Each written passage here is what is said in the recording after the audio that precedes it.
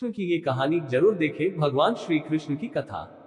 नमस्कार दोस्तों, आप सभी का जिंदगी की पाठशाला चैनल पर स्वागत है। दोस्तों, आज के इस वीडियो के जरिए मैं आपके साथ भगवान श्री कृष्ण की कहानी शेयर करने वाला हूँ, जो आपकी सारी चिंताएं दूर कर देगी। दोस्तों, आपको इस कहानी से बहुत कुछ सीखने को मिलने वाला है, इसलिए इस कहानी को अंत तक ध्यान से जरूर देखें। तो बिना समय को गवाए चलिए कहानी की शुरुआत करते हैं। दोस्तों, इस कहानी की शुरुआत होती है एक बिजनेसमैन से, जो अपने बिजनेस को लेकर काफी चिंता किया करता था कि क्या होगा आगे आने वाले कल में और कैसे काम आगे बढ़ेगा और उनके इस व्यवसाय को उनका बच्चा संभाल पाएगा या नहीं। दोस्तों, उस बिजनेसमैन का एक लड़का भी था, जो उनसे काफी बार कहता रहता था कि पापा, आप मुझे हमारे इस बिजनेस को संभालने का एक मौका दीजिए, क्योंकि अब मुझे भी बिजनेस करना आ गया है। लेकिन वो व्यक्ति कभी भी अपने बेटे को मौका नहीं देता। दोस्तों, एक दिन इस बिजनेसमैन को दिल का दौरा पड़ जाता है और इसके चलते उनको हॉस्पिटल में भर्ती किया जाता है।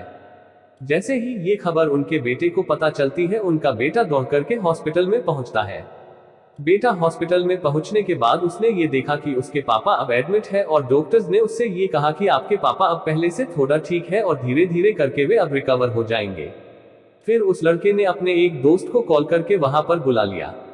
फिर उसका दोस्त वहां पर आता है और उससे पूछता है कि क्या हुआ भाई।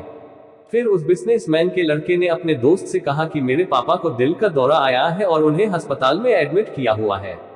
इसके बाद उस बिजनेसमैन का लड़का अपने दोस्त से कहता है कि चलना, जरा बाहर चल के आ जाते हैं, बहुत देर हो गई है इधर। और फिर वो दोनों अस्पताल से बाहर चले जाते हैं।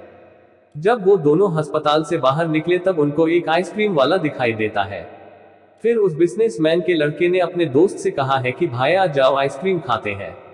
ये बात सुनकर उसका दोस्त थोड़ा चौंकता है और मन ही मन कहता है कि अरे ये क्या पागलपन है, पापा अंदर भर्ती है और ये यहाँ पर आइसक्रीम खाने की सोच रहा है।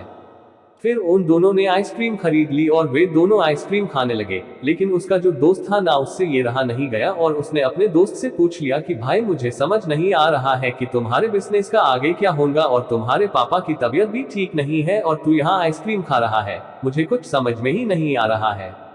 फिर ये जो बिजनेसमैन का लड़का था ना, और उसने जो बात कही उससे आप ध्यान से सुनिएगा। उसने अपने मित्र से कहा कि मुझे ये मालूम है कि तू ये सोच रहा होगा कि मेरे पापा एडमिट है, यहाँ पर आइसक्रीम चल रही है, मजे चल रहे हैं, पर ऐसा कुछ नहीं है।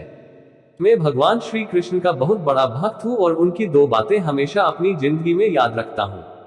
पहली बात, जो हम सबको पता है कि काम करना है और फल की चिंता नहीं करनी है, इसलिए जो होगा देखा जाएगा। मैं सिर्फ अपने काम पर ही फोकस करूंगा और फिर बिजनेस भी अच्छा चलेगा। दूसरी बात, वो लड़का अपने दोस्त से कहता है कि मैं तुम्हें भगवान श्री कृष्ण की कहानी सुनाता हूँ, जो तुम्हें दूसरी बात क्या है वो अच्छी तरह से समझाएगी।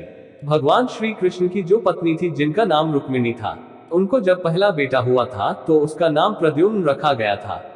और प्रद्युम्न के जन्म के 10 दिन पश्चात ही प्रद्युम्न का अपहरण हो गया। प्रद्युम्न के अपहरण के कारण रुक्मिणी नाराज और उदास रहने लगी कि क्या हो गया है। भगवान श्री कृष्ण रुक्मिणी जी से कहते थे कि चिंता मत करो, क्योंकि प्रद्युम्न जहां पर भी होगा वहीं पर ठीक होगा। लेकिन इतना समझाने के बावजूद भी रुक्मिणी अपने बच्चे की चिंता में उदास और निराश रहती थी।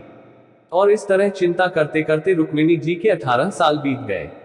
18 साल के बाद द्वारका में जब प्रद्युम्न की वापसी हुई और जब प्रद्युम्न द्वारका में वापस आए तो उनके साथ में उनकी पत्नी मायावती भी थी।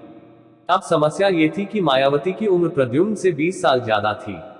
वहां रुक्मिणी पहले तो खुश हुई कि बच्चा वापस आ गया और फिर से दुखी हो गई, क्योंकि इतनी बड़ी लड़की से शादी की। इसलिए रुक्मिणी फिर से भगवान श्री कृष्ण से जाकर कहने लगी कि ये क्या हो गया।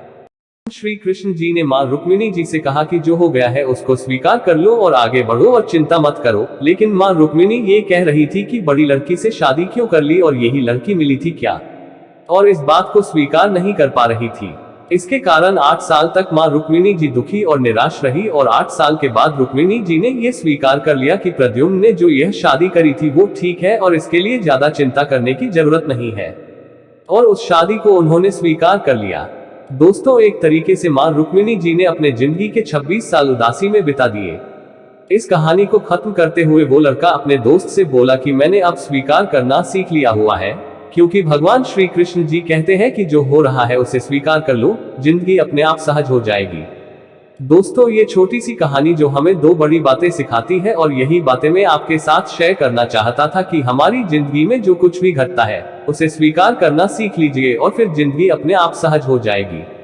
हमारे नियंत्रण में जितने भी चीजें होंगी उन चीजों पर तो हमें जरूर नियंत्रण रखना चाहिए, लेकिन जो चीजें हमारे नियंत्रण से बाहर है उन चीजों को हमें स्वीकार कर लेना चाहिए। अगर हमने स्वीकार नहीं किया तो हमें भी मां रुक्मिणी की तरह बहुत सालों तक उदास रह जाएंगे। दोस्तों, आज के ये कहानी आपको कैसी लगी और आपको इस कहानी से क्या क्या सीखने को मिला, ये हमें नीचे कमेंट बॉक्स में कमेंट करके जरूर बताइए। साथ ही अगर आपको श्री कृष्ण की ये कहानी पसंद आई होगी तो इस कहानी को अपने दोस्तों के साथ अवश्य शेयर कीजिएगा। धन्यवाद।